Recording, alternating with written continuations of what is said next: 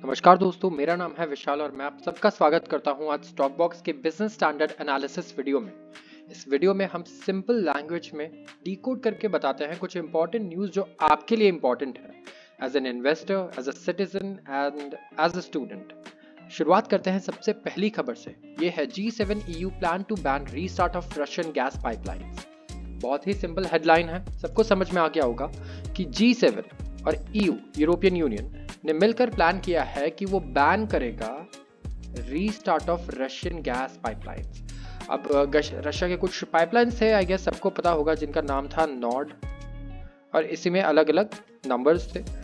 ये वो पाइपलाइंस हैं जिससे रशिया नेचुरल गैस सप्लाई करता है यूरोपियन कंट्रीज को, और यूरोपियन कंट्रीज काफ़ी ज़्यादा डिपेंडेंट थी हमेशा से रशिया के ऊपर। जब तक रशिया यूक्रेन वॉर में रशिया ने ये सप्लाई हर्डल्स नहीं क्रिएट किए तब तक। आपने देखा होगा कि नेचुरल गैस का प्राइस, अगर मैं आपको दिखाना चाहूँ आप हैरान हो जाएंगे, करीब करीब $2 पर ट्रेड करता था ऑन एन एवरेज, वो पहुंच गया था $9 तक। तो आप समझिए कि जो पेट्रोल के दाम हैं, जैसे अभी ट्रेड कर रहे हैं $80 पर, वो चले जाएं $800 इसके बराबर। अगर ऐसा हो जाए ब्रेंट के केस में, क्रूड के केस में, ये एक एग्जाम्पल, ऐसा कभी हुआ नहीं, लेकिन नेचुरल गैस NG इतना ज्यादा बढ़ गया था जिसकी वजह से बहुत सारे सेक्टर्स हैं जिनको बड़ा लॉस होता है। अगर मैं आज आपको बता दूं, ये नेचुरल गैस के बारे में न्यूज़ है क्योंकि नेचुरल गैस एक बहुत ही इंपॉर्टेंट रॉ मटेरियल है हमारे फर्टिलाइजर के सेक्टर के लिए। आप देखेंगे जो फर्टिलाइजर सेक्टर है, इसके अलावा पेस्टिसाइड जो बनाते हैं, आप जानते होंगे हाइड्रोजन कार्स के बारे में। तो हाइड्रोजन कार्स में भी जो हाइड्रोजन हम एक्सट्रैक्ट करते हैं, इस प्रोसेस में हमें चाहिए होता है नेचुरल गैस, इसके लिए बहुत इंपॉर्टेंट है। और फिर उसके अलावा हम एज अ फ्यूल तो इसे यूज करते ही करते हैं। तो एज अ फ्यूल यूज करना होता है हमें। ये बहुत ही कम यूजेस हैं। अगर आपको मैं बताऊं, अगर एज अ रॉ मटेरियल और इनडायरेक्टली ये टन्स ऑफ जगहों पे यूज होता है, तो अगर ऐसा कुछ ये प्लान कर रहे हैं कि रशिया को अब सप्लाई नहीं करने देंगे गैस पूरी दुनिया में, तो उससे मुझे लगता है दुनिया में LNG के सप्लाई कट होंगे और इसके प्राइसेस ऊपर जा सकते हैं। तो न्यूज़ को पढ़ते हैं थोड़ा और इसे एलैबोरेटली डिकोड करते हैं। शुरुआत करते हैं। ये बैन करेंगे Russian gas imports on routes जहां से मॉस्को ने सप्लाईज कट किया। तो ये कह रहे हैं हम उन रूट से गैस इंपोर्ट रशिया का बंद कर देंगे जहां से मॉस्को ने पहले सप्लाई को कट किया था। सप्लाई कट किया था इन्हें परेशान करने के लिए, ताकि क्योंकि ये इन पर डिपेंडेंट थे और इनके अगेंस्ट स्टैंड ले रहे थे रशिया और यूक्रेन वॉर में। तो जो डिसीजन है इसे फाइनलाइज किया जाएगा G7 के लीडर्स द्वारा एज अ समिट। तो ये समिट है हिरोशिमा, जिसका नाम सब लोग जानते होंगे, जापान में जगह है, काफी फेमस। ये स्टार्ट हो रहा है फ्राइडे को और ये प्रिवेंट करेगा resumption of Russian pipeline gas exports on routes to countries जैसे कि पोलैंड, जर्मनी, जहां पे मॉस्को ने पहले कहीं सप्लाई को कट किया था।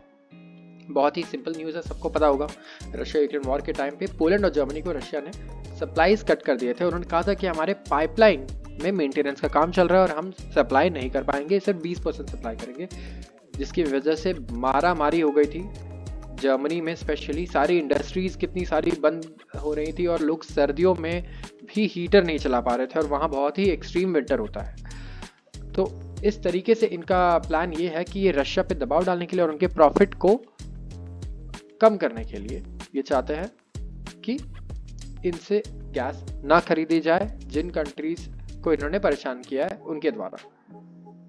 इसके अलावा आगे इस आर्टिकल में बात होती है रशिया और यूक्रेन वॉर की, जहां यूक्रेन ट्राई कर रहा है रशियन, अगर देखें टेरिटरीज है कुछ जो बॉर्डर करती है यूक्रेन के साथ, उन्हें कैप्चर करने की कोशिश कर रहा है, या फिर वो ऐसा कह रहा है हम ये यूक्रेनियन टेरिटरीज थी और हम इसे रिटेन करेंगे, वापस से रीगेन करेंगे। लेकिन उनका कहना है उनके पास अभी वेपन्स नहीं है इस पे के लिए, एंड उन्हें अटैक करने के लिए हेल्प चाहिए होगी ग्लोबली दूसरी कंट्री से, EU और US से। इस तरीके से आगे एक डिफेंस से ही रिलेटेड न्यूज़ है इंडिया के लिए। अब ये न्यूज़ है कि गवर्नमेंट ने इम्पोज किया है इंपोर्ट बैन 928 डिफेंस आइटम्स पर, और ये बहुत ही अच्छी न्यूज़ है। आप सोच रहे होंगे कि बैन करना अच्छी न्यूज़ कब से हो गई। लेकिन डिफेंस सेक्टर में गवर्नमेंट ने कई सारे ऐसे सैकड़ों आइटम्स बैन किए हैं जिन्हें हम बाहर से खरीद ही नहीं सकते। क्यों? क्योंकि हम इन्हें खुद बनाएंगे और हमारी जो डोमेस्टिक इंडस्ट्रीज हैं हम इन्हें प्रमोट करेंगे। तो शुरुआत करते हैं आर्टिकल की। With the aim of promoting Atmanirbhar Bharat in weaponry and defence equipment, the ministry imports by defence public sector undertakings DPSUs, ministry of defence MOD ने संडे को प्रोमलगेट किया है। प्रोमलगेट करने का मतलब कह सकते हैं यहाँ जनरेट किया है, अनाउंसमेंट 928 स्ट्रेटेजिकली इंपॉर्टेंट स्पेयर्स। और ये स्ट्रेटेजिकली इंपॉर्टेंट स्पेयर्स है जिसकी कमी से हमें भारी नुकसान हो सकता है। शायद हमारे टैंक्स को चलाने के लिए कोई ऐसा पार्ट हो जिसके बिना वो ना चले या फुल्ली ऑपरेशनल ना रह पाए, तो ये स्पेयर पार्ट्स स्ट्रेटेजिकली इंपॉर्टेंट होंगे और बहुत ज़रूरी है कि उन्हें हम खुद बनाएं।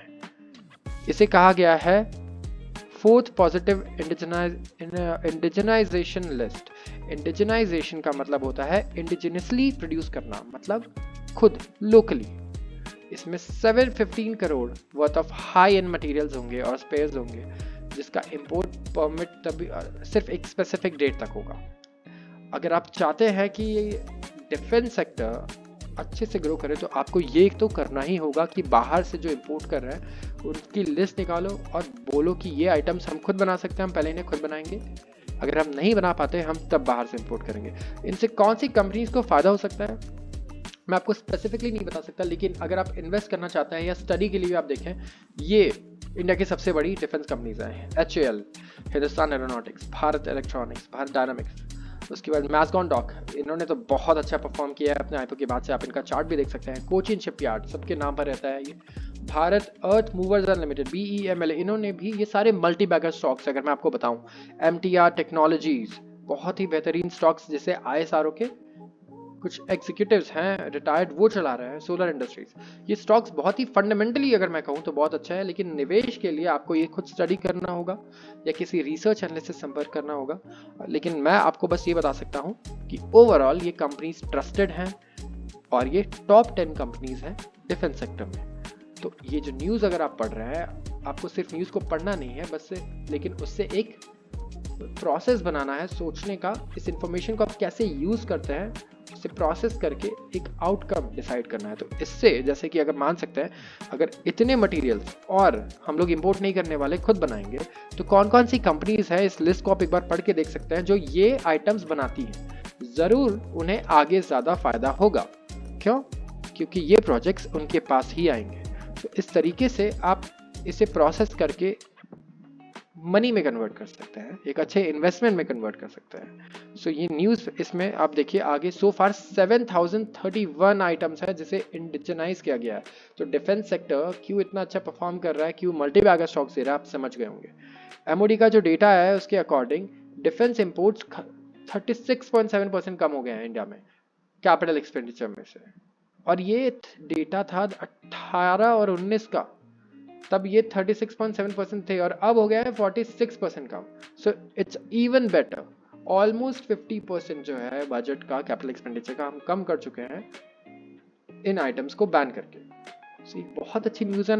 आगे जो गोल है मैं यही कहूँगा, अगर आपका इन्वेस्टमेंट का प्लान है या किसी भी चीज़ का प्लान है, हमेशा देखिए कि गवर्नमेंट के एजेंडाज क्या हैं। गवर्नमेंट के एजेंडाज है डिफेंस में इंडिजिनाइजेशन करना, लोकली प्रोड्यूस करना, EVs का अडॉप्शन, ग्रीन एनर्जी ये गवर्नमेंट का प्रोजेक्ट है, इंफ्रास्ट्रक्चर गवर्नमेंट का प्रोजेक्ट है। तो इन जगहों पे निवेश करना ज़्यादा सेफ रहता है हमेशा और बेटर होता है, क्योंकि गवर्नमेंट इन्हें खुद प्रमोट कर रही है। तो यहाँ इन कंपनीज को टैक्स इंसेंटिव्स मिलेंगी, पॉलिसी ब्रेक्स मिलेंगे, अच्छी पॉलिसीज़ और कह सकते हैं रिफॉर्म्स मिलेंगे। तो इस बात का ध्यान ज़रूर रखें अगर आप स्टडी भी करना चाहते हैं या इन्वेस्ट करना चाहते हैं।